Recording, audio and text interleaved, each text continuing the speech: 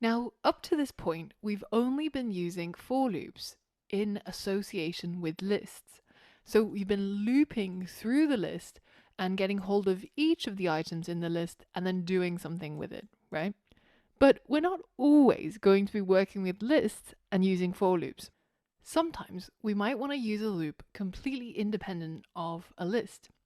And a good example of this is when Karl Gauss, the German mathematician, was just a child. When he was 10 years old, his math teacher gave him an exercise that she probably thought would tie him up for a little while.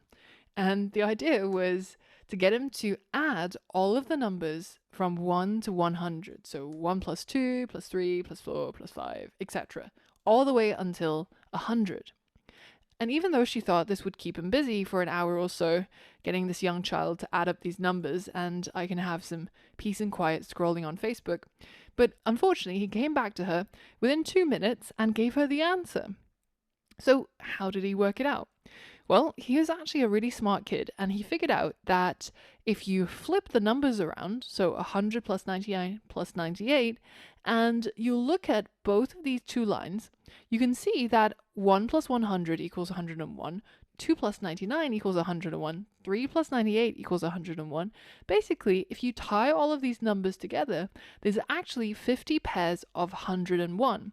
So he could simply just do 50 multiplied by 101, which is 5050.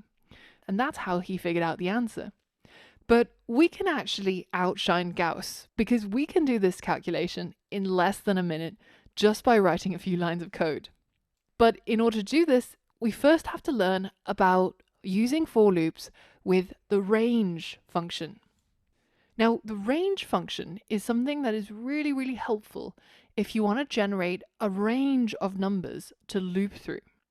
And the syntax looks something like this. So we've still got our for and our in keywords highlighted in blue.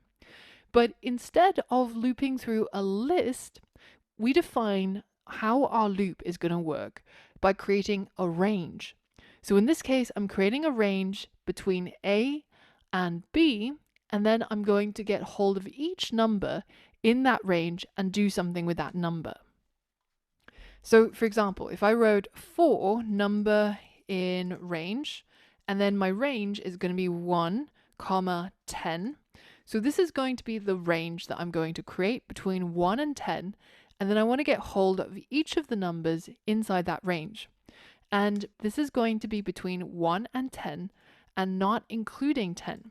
So if I go ahead and print out the number that I create from my for loop, then you'll see that what happens is it prints 1, 2, 3, 4, 5, 6, 7, 8, 9, but not the last digit, which I've included here. So if I wanted all of the numbers from 1 to 10, I actually have to set a range between 1 and 11. And now when you run the code, you can see that it goes from 1 all the way up to 10. Now, by default, the range function will step through all the numbers from the start to the end, and it will increase by 1. Now, if you wanted to increase by any other number, then you have to add another comma to the end of it and specify how large you want the step to be. So let's say we change the step size to 3. Now, if I rerun the same code, you'll see that it goes from 1, and then it steps by 3 to 4, and then it steps by 3, and then it steps by 3, finally to 10. Now let's come back to the problem that I mentioned at the beginning of this lesson. How can we add up all of the numbers from 1 to 100 by using code? Well, it's going to involve the for loop, and it's going to involve the range function, because we're going to get hold of every number in the range between 1 and 100. So we need to write 101.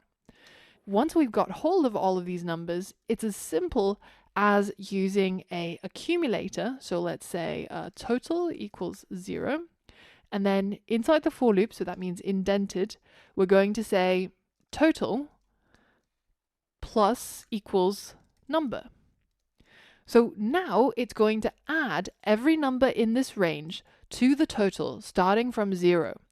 And this is basically going to give us the sum of every number from 1 to 100. So let's go ahead and print it out and see if it matches Gauss's value. And there you have it, 5050. So now that we've beaten Gauss at his own game of math using programming, let's head over to the next lesson and try to complete a challenge using the range function to see if you manage to internalize and understand everything we talked about in this lesson. So for all of that and more, I'll see you there.